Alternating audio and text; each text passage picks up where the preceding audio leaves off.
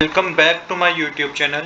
आज हम करेंगे डीके गोयल क्लास 11th की अकाउंटेंसी का चैप्टर 15 जिसका नाम है बैंक रिकंसिलिएशन स्टेटमेंट का सोल्यूशन नंबर 23।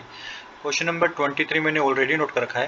क्वेश्चन नंबर 23 जो है उसमें हमें प्रिपेयर करनी है amended cash book. Amended cash book क्या होती है? N amended cash book means a corrected cash book that is prepare after making necessary adjustment.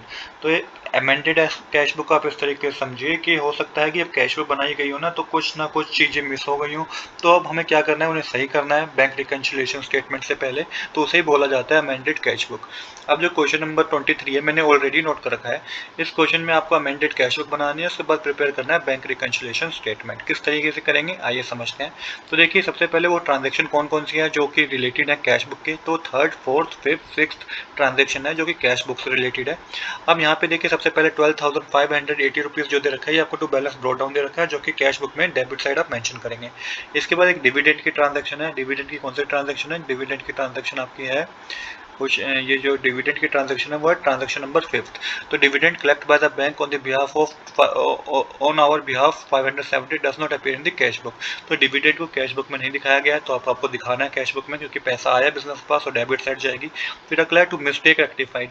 तो एक मिस्टेक हुई है ट्रांजैक्शन नंबर 4 में। 12,720 के अमाउंट को क्या करना था, डिपॉजिट करना था, बट क्या हुआ 12,270 रुपीज़ का अमाउंट डिपॉजिट कर दिया गया, मतलब कैश बुक में शो कर दिया गया। तो अब जो भी गैप है, जो भी डिफरेंस है 450 का, इसको हमें दिखाना होगा कैश बुक में। और एक है to customer directly deposit. Customer ने डायरेक्टली डिपॉजिट कर दिया अमाउंट हमारे बैंक में, इसको भी कैश बुक में दिखाना है। और बाय बैंक चार्जेस को भी कैश बुक में दिखाना है। तो आइए इसको कैश बुक में शो करते हैं। तो कैश बुक मैंने ऑलरेडी बना रखी है, तो मैंने बताया टू बैलेंस ब्रॉट डाउन में 12,580 रुपीज़ आएगा। टू डिविडेंड वाले ट्रांजेक्शन में कैश बुक में डेबिट साइड 570 रुपीज़ आएगा। जो मिस्टेक हुई थी गलत अमाउंट के, कितना डिफरेंस था 450 रुपीज़ का, ये भी डेबिट साइड आएगा। और जो कस्टमर ने डायरेक्ट डिपॉजिट कर दिया 5,000 रुपीज़ हमारे बैंक में, तो वो 5,000 रुपीज़ भी कैश बुक में डेबिट साइड आपको शो करने हैं। इसके बाद क्रेडिट साइड आएगा बाय बैंक चार्जेस, लिख के 100 रुपीज़ के बैंक चार्जेस थे जो कि आपको क्रेडिट साइड मेंशन करने हैं। इसके बाद कैलकुलेशन करनी है, तो टोटल 18,600 रुपीज़ होगा डेबिट साइड का, जिसमें सिर्फ 100 रुपीज़ माइनस करने हैं। तो बैलेंस कैरी डाउन आपका 18,500 रुपीज़ होगा। तो जो ये है ये आपका डेबिट बैलेंस है कैश बुक का, जिसको आपको क्या करना है, जिसको आपको शो करना है बैंक रिकंसिलिएशन स्टेटमेंट में। तो debit balance as per amended cash book हमारा 18,500 रुपीज़ था, जिसको आप शो करेंगे।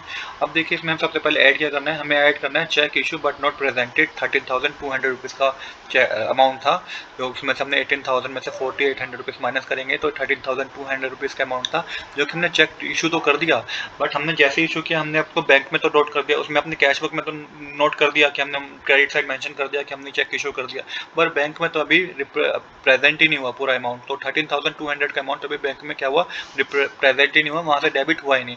तो क्या हुआ, पासबुक का बैलेंस ज़्यादा शो कर रहा था, कैश बुक का बैलेंस कम शो कर रहा था। तो कैश बुक के बैलेंस को पासबुक तक ले जाने के लिए 13,200 को हमने ऐड कर दिया।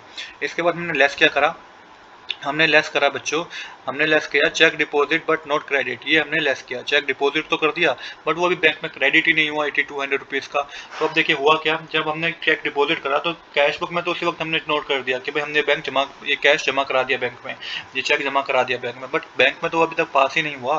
तो क्या होगा कि कैश बुक का बैलेंस ज़्यादा शो करेगा, पासबुक का कम शो करेगा। तो कैश बुक के बैलेंस को पासबुक तक ले जाने के लिए 8,200 रुपीज़ हमें माइनस करने होंगे। जब आप इतना कर देंगे तो देखिए 18,500 में से 13,200 प्लस कीजिएगा और उसमें से 8,200 माइनस कीजिएगा, तो credit balance as per passbook जो आपके पास आएगा वो 23,500 रुपीज़ होगा। तो यही हमारा करेक्ट आंसर है। आज के लिए इतना ही। I hope you like this video. If you like this video please to subscribe this channel. Thanks for watching.